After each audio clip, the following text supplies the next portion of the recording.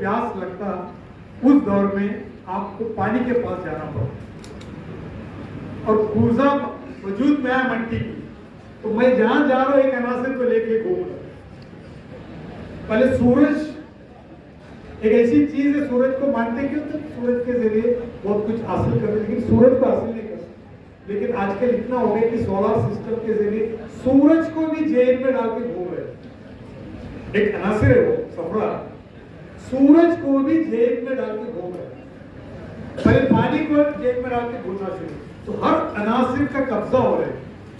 हमको कोई खबर ही नहीं है, सबकी फंडामेंटल हमारे से शुरू हो। तो आप देखते हैं कि आज जितने भी आज के दौर में न दिखने वाली दुनिया से दिखने वाली दुनिया में आ गया, वापस हम उस दौर में जा रहे। जिस इंसान जब इंतकाल हो तो हम कहते हैं इंसान जहां से आए कहां जा रहे, बस इतना मालूम है। जो दिखने वाली जो एक दौर था उसमें हमने सब कुछ देख लिया, उसके बाद में हमको ये नहीं मालूम अनसीन कहां जा रहे, कहां से आए भी नहीं मालूम, कहां जा रहे भी नहीं मालूम। यही हिसाब से साइंस भी चालू है। साइंस एक दौर ऐसा होता है कि जब हम लोग साइंस के बारे में पढ़ते थे, जो चीज दिख के आते थे, फिजिक्स हो, केमिस्ट्री हो, ये आजकल ऐसा होता है कि जब बिजली गिरे या लाइटनिंग हुआ तो हम लोग कहते हैं कि बाबा अल्लाह की अजाब आ रहे हैं या कोई कर्ज आ रहा है, किसी को बहुत इतना डरते थे एक जमाने में। किसको? सूरज को। आजकल ऐसा हो गया कि साइंस अगर आप उठा के देखो, आपकी सूरज की जो एक टाइप ऑफ एनर्जी है, आप जो आज मोबाइल में इस्तेमाल करते, अगर सपोज आज सूरज की वो ताकत, वो सफरावी ताकत, वो जो वाइब्रेशनल ताकत अगर बंद हो गया सपोज, यानी कि सूरज की ताकत हम लोग 2000 साल या 100 साल 200 साल पीछे चले गए, सिर्फ अज्यूम करके तो बैंक बंद हो जाएगी, टैक्सी बंद हो जाएगी, होटल बंद हो जाएगी, गवर्नमेंट की तमाम चीजें बंद हो जाएगी, हम पिछले दौर में चले जाएंगे। किस वजह से? एक अनसीन कैफियत से, न दिखने वाली एक कैफियत से हम लोग की पूरी इतनी जुड़ गई लाइफ, हम उस अनसीन के बगैर रह नहीं सकते। पहले ऐसा नहीं था। पहले हम टेलीफोन कॉल करने के लिए अगर किसी ने वायर काट कर दिया, माने दिखने वाली वायर को कैंची से काट दिया, तो आपकी बात खत्म हो गई। अब आपको न दिखने वाली वायर का भी जरूरत नहीं। यहाँ बैठे बैठे आप अमेरिका के बेटे से बात कर सकते हैं, कहीं से भी आप इंटरेक्ट हो सकते हैं, इधर से भी आप कनेक्ट करें, इधर से भी आप कनेक्ट करें। उसमें आपको सीख की जरूरत नहीं। पहले ईमान लाने के लिए आपको देखना जरूरी था, या कम से कम पूछते थे कौन सी किताब में लिखा है, कौन सी किताब में लिखा है, क्योंकि लिखा हुआ चीज साइंस मानते हैं, न लिखा हुआ आपकी तजुर्बा, आपकी मुशाहिदा कोई साइंस नहीं है। आज भी आइंस्टीन, न्यूटन, जिसने भी कोई टैप लेके आसमान की, जमीन की, सूरज की कोई लंबाई चौड़ाई नापा नहीं, सब अपनी कैफियत के जरिए अनसीन मेथोडोलॉजी के जरिए बताए कि सूरज की गर्मी इतना है, सूरज हमसे इतना दूर है, चांद इतना दूर है, कोई नापा नहीं। वो तजुर्बा और मुशाहिदे से एक साइंस क्रिएट किया, फिजिकली किसी ने आज तक नापा नहीं। हम भरोसा इतने साल तक बोले थे जमीन फ्लैट है, सपोज के ऊपर ईमान, बाद में अभी जमीन गोल है, हमको नहीं, लेकिन हमने उस मुशाहिदे के ऊपर ईमान रखा है, हम उसमें सबूत नहीं मांगते हो। ये चीज याद रखो, ये जो मूवमेंट है, एक जमाने में ग्रीक माइथोडोलॉजी जिसको कहते हैं, माइथोडोलॉजी, इसमें ग्रीक देवता है, ये कह दिया, वो बोल दिया तो हो जाती, तो आज वो चीज हकीकत में बदल रही है। जैसे हम कहानी पढ़ते थे, खुल जा सिमसिम, अच्छा लगता है, खुल जा सिमसिम, खुल गया। अभी खुल जा सिमसिम बोलने की जरूरत नहीं, आप लुलु मॉल जाके ठहरे, आपको खोल के देंगे आपकी दरवाजा, बोलने की भी जरूरत नहीं, आपको भी मालूम पड़ा आप आ गया।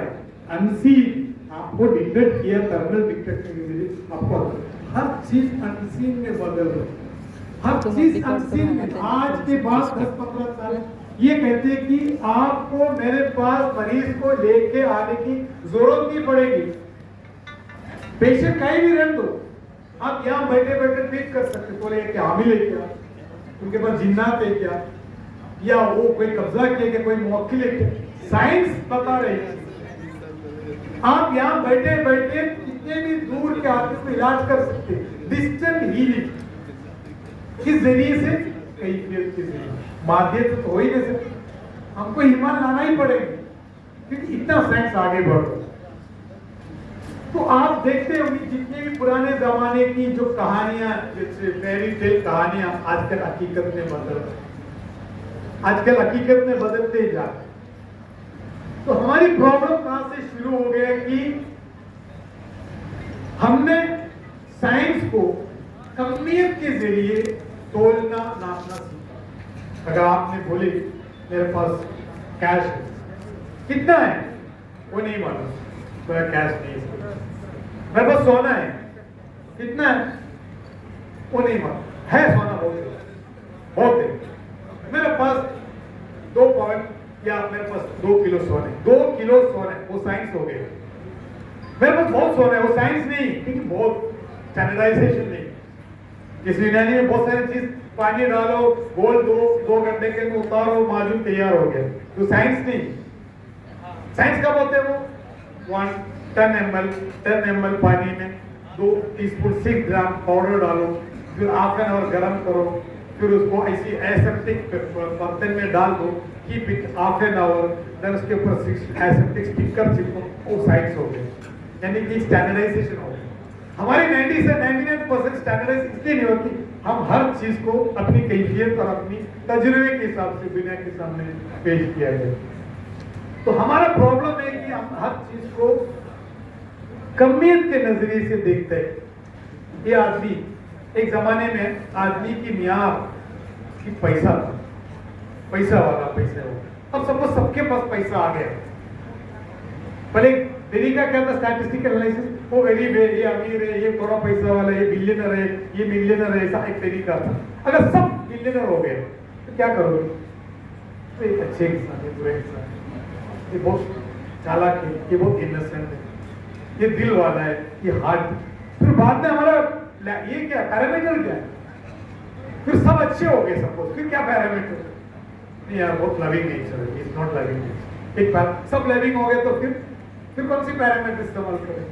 तो हर जगह पैरामीटर चेंज होते जा रहे। इसीलिए आप देखते हैं आज दुनिया में सबसे तरक्की अब तक दुनिया की सुविधा अमेरिका की, क्योंकि पर capital income was like huge.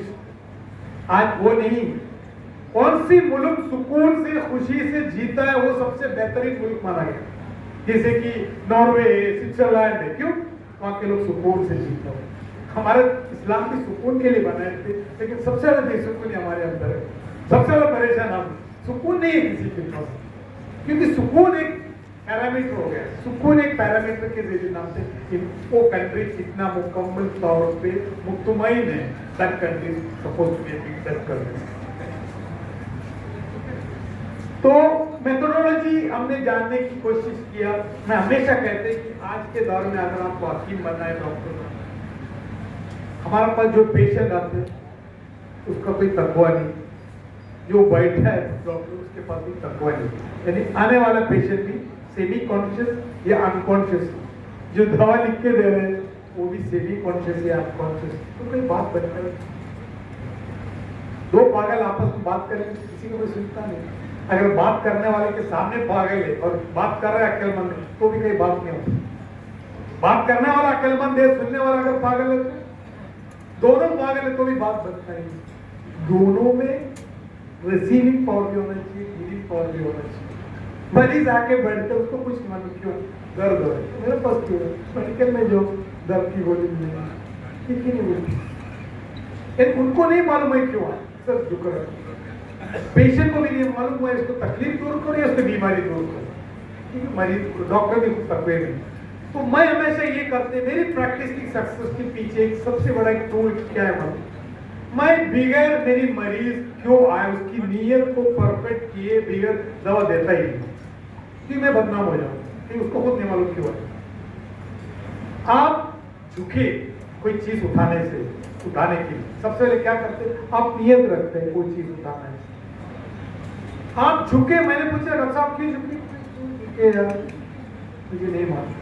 आपको पागल खाना देते कैसे मरीज सब, उसको खुद नहीं मालूम, asking what is sir report सही करना, मुझे सही करने की जरूरत थी, क्योंकि उसको रिपोर्ट सही करना है, उसकी डॉक्यूमेंटेशन के लिए आया है, सेहत के लिए नहीं आया, वो उसके कैफियत सही करने के लिए नहीं आया, वो सिर्फ अपनी डॉक्यूमेंटेशन, उसकी रीडिंग सही होना चाहिए, नॉर्मल में होना चाहिए।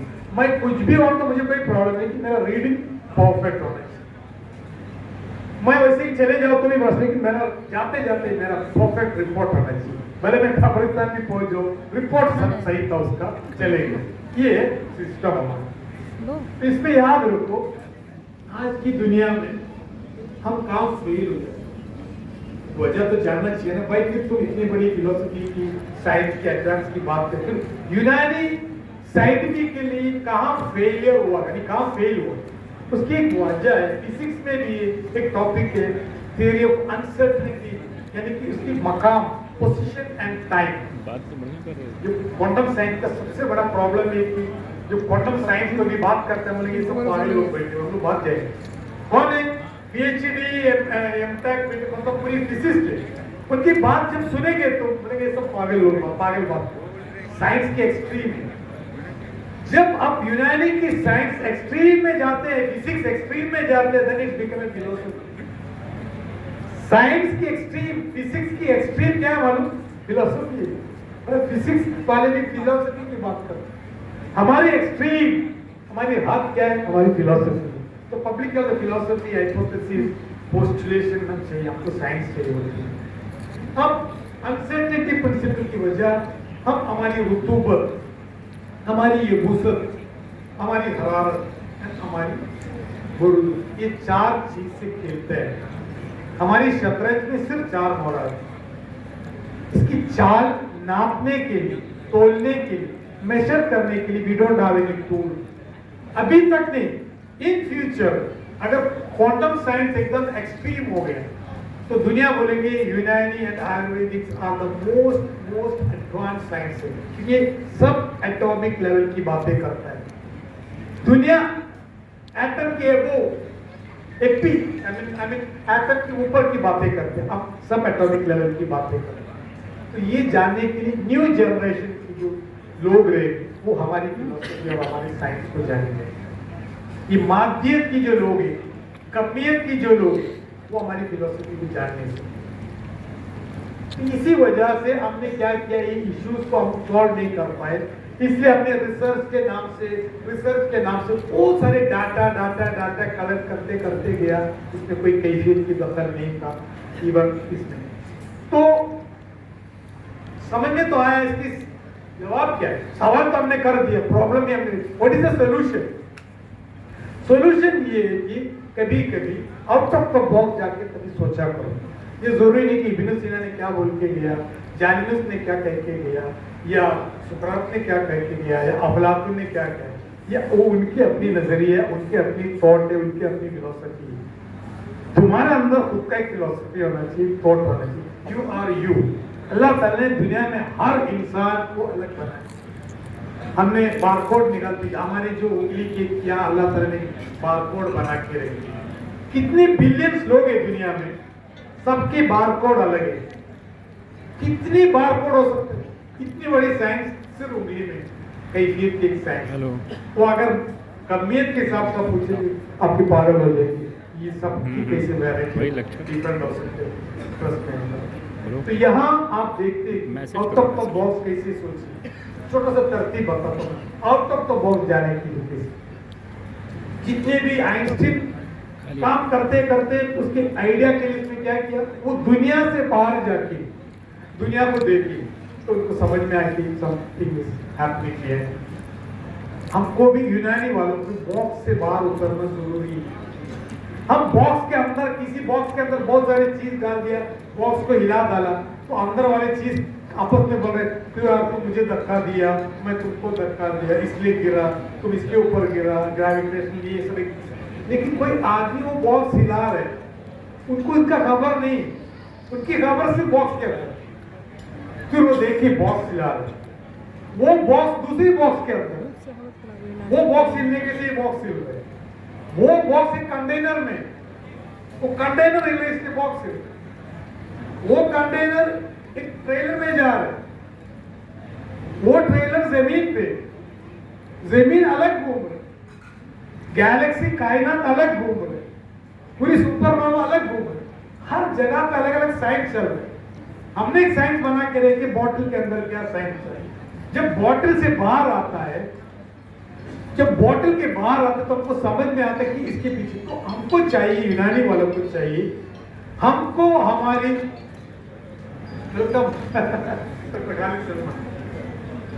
तो हमको चाहिए कि हम बॉटल के बाहर आए। आउट ऑफ द बॉक्स आके जब सोचिए, डोंट फॉलो एनीबॉडी, किसी को फॉलो मत करो, कि मुशाहिदा खुद की तजुर्बा तुम्हारी साइंस है। ये जरूरी नहीं कि कहाँ लिखा है, that's my science, this is your